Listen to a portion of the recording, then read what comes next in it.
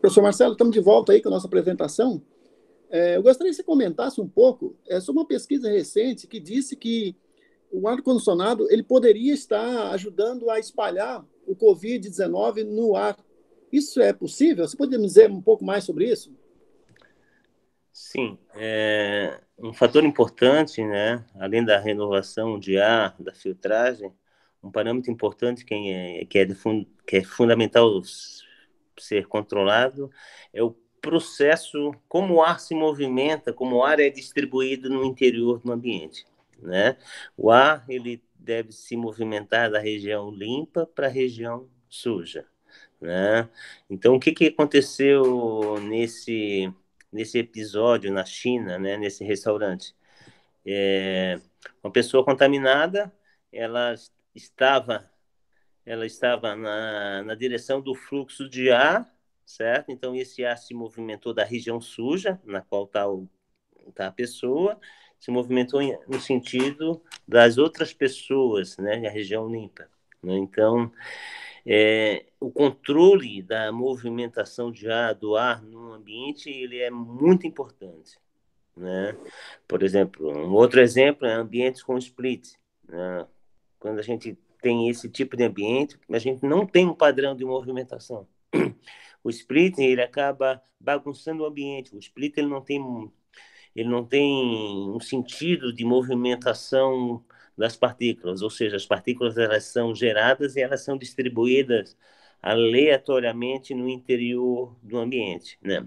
E isso é um fator importantíssimo no processo de disseminação de agentes patogênicos presentes no ar, né? Então, o padrão, como eu falei anteriormente, o padrão de movimentação de ar, ele é fundamental, né? O sistema ele tem que ser projetado para que o ar se movimente da região menos contaminadas para a região mais contaminada.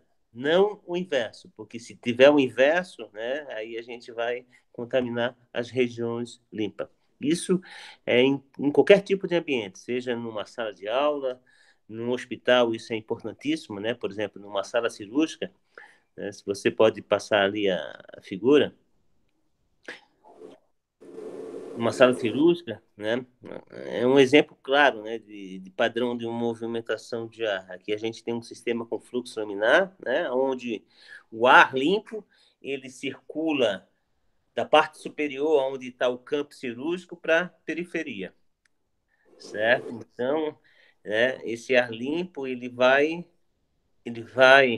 eliminar as possibilidades de contaminação que podem atingir o campo cirúrgico, né? Aí aqui a gente tem um sistema clássico, um sistema importante utilizado em sala cirúrgica, que é um sistema com fluxo laminar, né? Onde o ar limpo é jogado sobre o paciente e nas laterais a gente tem uma cortina de ar que protege esse ar limpo. Então, repetindo novamente, o padrão de movimentação de ar no interior do ambiente ele é fundamental no processo de contaminação.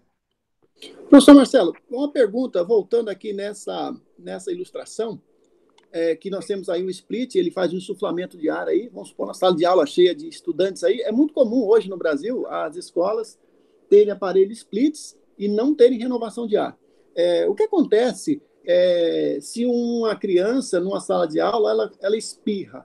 Eu estava lendo aí um trabalho do professor Rogério Vilarim e ele comenta que ele faz referência a um autor, a Conceição de 2012, que diz que num espirro é capaz de liberar 1 milhão de partículas, que são gotículas, né, de diferentes diâmetros, né? E essas partículas, se a pessoa estiver contaminada, parte delas pode ficar em suspensão. Essas partículas, elas são retidas pela tela do split. O split ele não tem um filtro, ele tem uma tela. É possível esse split reter essas partículas ou não?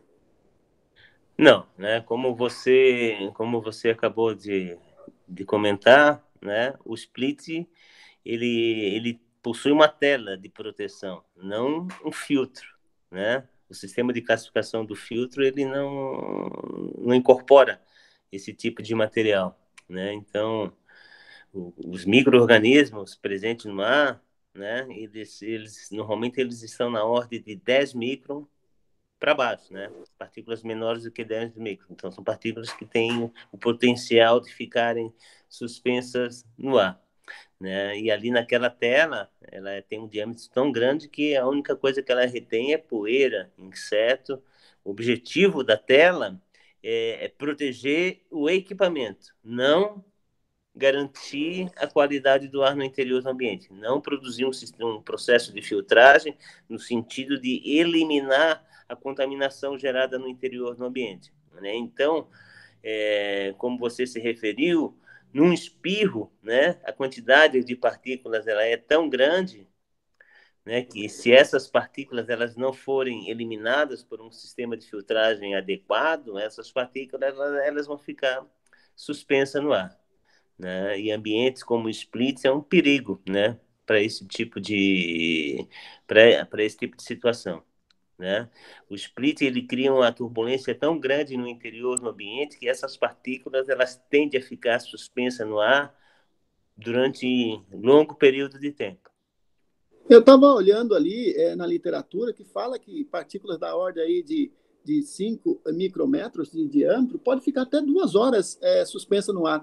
Imagine, então, que a maioria das escolas particulares que tem esses sistemas de ar-condicionado sem ventilação, são um perigo aí quando tiver o retorno das atividades, é isso mesmo? O ideal, né, no retorno das atividades é o sistema de condicionamento de ar não ser utilizado, principalmente em ambientes que possuem split, né, porque o split nada mais é do que um, um ventilador, né, que recircula o ar no interior do ambiente, né? Ele não purifica o ar através do insuflamento de ar novo, ele não possui um padrão de filtragem adequado para eliminar as partículas presentes no ar, ele não oferece um padrão de movimentação de ar no interior do ambiente para evitar que uma pessoa que está localizada num determinado ponto, né, não contamine os demais. Então, o split, né, como eu falei lá no início, é um equipamento que deve ser utilizado em ambientes com pequenas concentrações de pessoas, né? Não em ambiente de uso coletivo e também não em ambiente onde é exigido um padrão de qualidade do ar, certo? Só para finalizar esse bloco, eu sei que o coronavírus, ele tem aí, os cientistas dizem que ele tem um diâmetro da ordem de 100 nanômetros, né? Um nanômetro é 1 vezes 10 a menos 9 metros, né? Que tipo de filtros seriam necessários para ser capaz de barrar um vírus desse aí no sistema de ar-condicionado? Embora o vírus ele seja um micro-organismo super pequeno, na ordem de nanômetros, né? Porém, ele não se dispersa no ar por si só. Normalmente ele adere a partículas, a gotículas para se movimentar no ar. Então, essas partículas e gotículas que possuem vírus, elas estão numa ordem de tamanho bem maior, que corresponde, né? Recentemente foi publicado um artigo científico na China que o coronavírus ele está presente no ar na ordem de 1 a 5 micrômetros, né? Ou seja, ele está presente no ar em partículas na ordem de 1 a 5 micrômetros. Então, essas partículas, elas não precisa você ter um filtro de alta eficiência para eliminar essas partículas, né? Existe um outro artigo, um artigo científico, que é um pouco mais antigo, que diz que 98% das partículas presentes num hospital, elas podem ser removidas com filtros com eficiência de 95%, né? Diferente das recomendações que a gente vê por aí, o filtro absoluto é ideal para ser usado em hospitais. Eu tenho a minha dúvida, né? Se o custo-benefício de um filtro absoluto é interessante para uso no hospital, porque o filtro absoluto, na verdade, ele surgiu para atender a indústria eletrônica, né? E depois, por conta da própria indústria, né, ele foi utilizado e ele começou a ser utilizado em hospitais. Mas eu não sei se o custo-benefício desses filtros corresponde, né, a real necessidade de um ambiente hospitalar, porque são filtros caros, são filtros que produzem uma grande perda de pressão, né, que você vai ter que ter ventiladores potentes para poder vencer a perda de carga, tal. E tudo isso, né?